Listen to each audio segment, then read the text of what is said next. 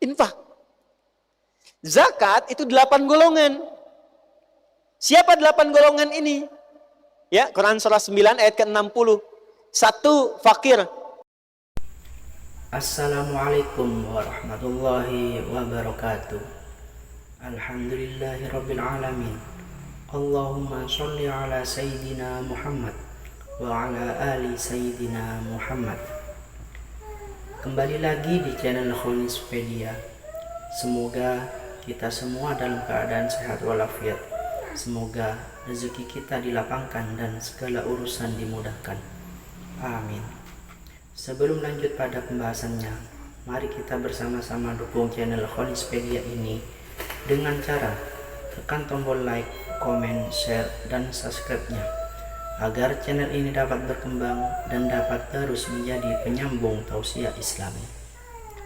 Baik, mari kita simak penjelasan dari Ustadz bersama-sama dengan harapan dapat menjadi tambahan ilmu yang bermanfaat untuk kita. Ini yang jarang dimanfaatkan. Dan saya selalu berikan masukan pada Basnas. Kalau butuh sesuatu, saya mau tanya dulu, ZIS itu artinya apa? ZIS. Z-I-S. Z-I-S. Apa kepanjangannya? Zakat, infak, sedekah. Kita taunya itu mengeluarkan saja. Tapi distribusinya nggak didalami. Padahal mungkin ada hak kita di situ. Dan bukan aib kita mengambil itu.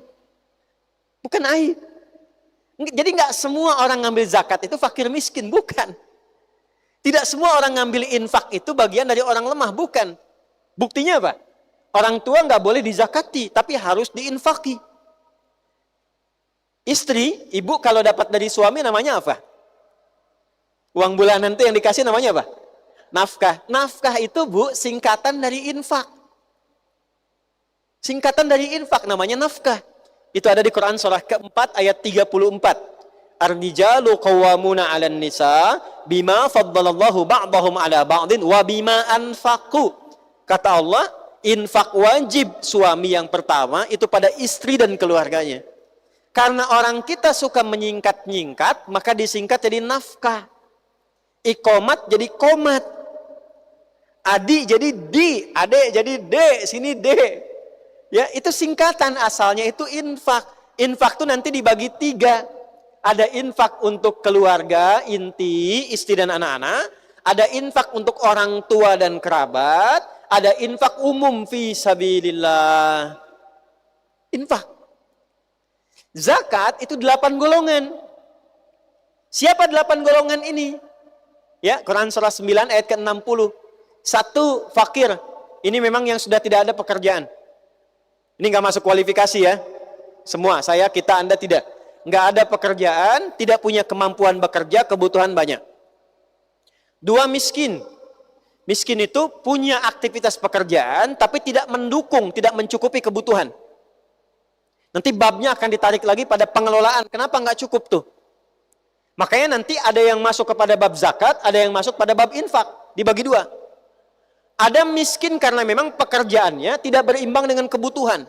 Dan butuh support. Ada yang kedua, kalau yang pertama ini zakat yang dikeluarkan. Yang kedua ini adalah support untuk mengangkat dia menjadi lebih stabil.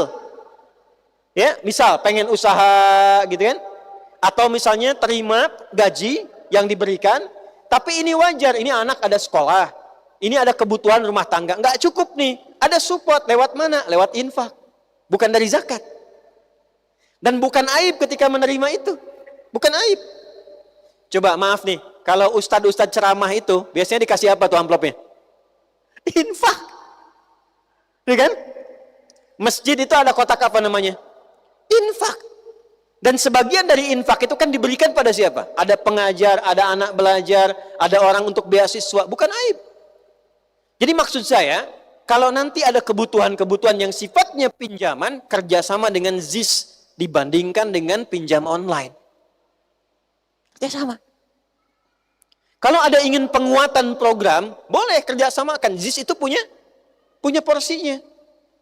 Saya sampaikan kepada teman-teman di Basnas, ada konsep yang tidak tepat sekarang. Kalau dari Nabi, diambil dari kewajiban orang yang wajib mengeluarkan zakat dan infak di tempat itu, lalu disalurkan di tempat itu dulu. Misal, zakat infaknya Pekanbaru, disimpan di Basnasnya Pekanbaru. Itu kalau versi Nabi, jangan di-store ke pusat dulu. Diselesaikan kebutuhan di wilayah Pekanbaru. Nanti koordinasi. Ya. Jadi kalau misalnya di Madinah Umar ini megang kendali, Umar koordinasi. Ya. Mana panglimanya? Datang. Mana bagian kementerian? Datang. Berapa bagian dari porsi ini yang harus disalurkan kepada, ini sudah ada kualifikasinya. Ini fulan, fulan, fulan, fulan, fulan. Zaman Utsman itu semua militer, baik darat, termasuk angkatan laut, udara belum ada, darat dan angkatan laut, itu tidak ada yang berpikir tentang keluarganya. Karena semua kebutuhannya terpenuhi. Di atas kebutuhan pokok. Dari mana posnya? Baitul Mal. Baitul Mal itu posnya apa? Dua. Bagi Anda yang sudah mengenakan seragam ini, itu masuk kategori mujahid fi sabilillah. Dapat bagian ke-8. Wa fi sabilillah. Saya selalu katakan pada teman-teman, kalau sudah menggunakan seragam ini, ibu bangga bu, suami ibu bu. Ya, dan teman-teman Anda mesti bangga, yang muslim ya saya katakan. Ini seragam Anda kebanggaan. Bukan cuma saat Anda jadi kesatria di langit. Catat pesan saya ini. Bukan saat sekedar Anda menjadi kesatria di langit. Tapi ini dibawa sampai di hadapan Allah ketika saat dihisab. Dibawa sampai hari kiamat jadi kebanggaan saat dihisab. Perhatikan baik-baik. 3 golongan. Yang dalam hidupnya tercatat pejuang akhirat. 1. Ulama. Yang mengajarnya ikhlas karena Allah. Bukan ulama pencari dunia ya. Ulama yang mengajar ikhlas karena Allah. Jadi ada ulama ahli kitab, ada ulama ahli proposal. Nah, itu ada ya. Kedua, pencari ilmu yang diniatkan untuk ibadah. Quran surah 9 ayat 122. Pencari ilmu yang diniatkan untuk ibadah. Keluar ke Madinah, ke Mekah, ke Al-Azhar di Mesir, ke Libya, ke Tripoli, ke Tunis. Supaya pulang jadi ustadz. Jadi ulama, ngajar masyarakat. Itu fisabilillah. Kalau wafat sedang belajar, itu meninggalnya syahid. Ulama mengajar, wafat, lillah karena Allah, itu syahid. Syahid akhirat. Jadi dikuburkannya, dimandikan sama seperti orang biasa, tapi nilainya syahid. Ketiga, ini yang harus diviralkan di kalangan teman-teman. Anda yang menggunakan seragam-seragam untuk menjaga ketahanan, keamanan bangsa dan negara. Ini pakaiannya pakaian perjuangan. Makanya resolusinya resolusi jihad. Jadi mesti ada kebanggaan pakai ini. Saat di kantor, saat terbang. Makanya jaga itu pakaian takwa Anda. Jangan pakai seragamnya untuk maksiat.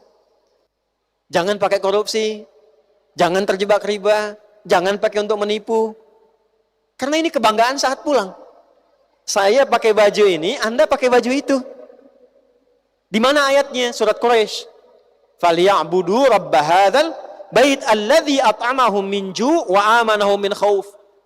Orang-orang yang mendedikasikan dirinya untuk menjaga keamanan, ketertiban, kenyamanan, ketahanan dan diniatkan ibadah, ini poinnya. Diniatkan ibadah karena Allah, itu fi sabilillah. Nanti babnya di Riyadhus Shalihin dari 1896 hadis yang ada di dalamnya. Lihat bab pertama tentang ikhlas.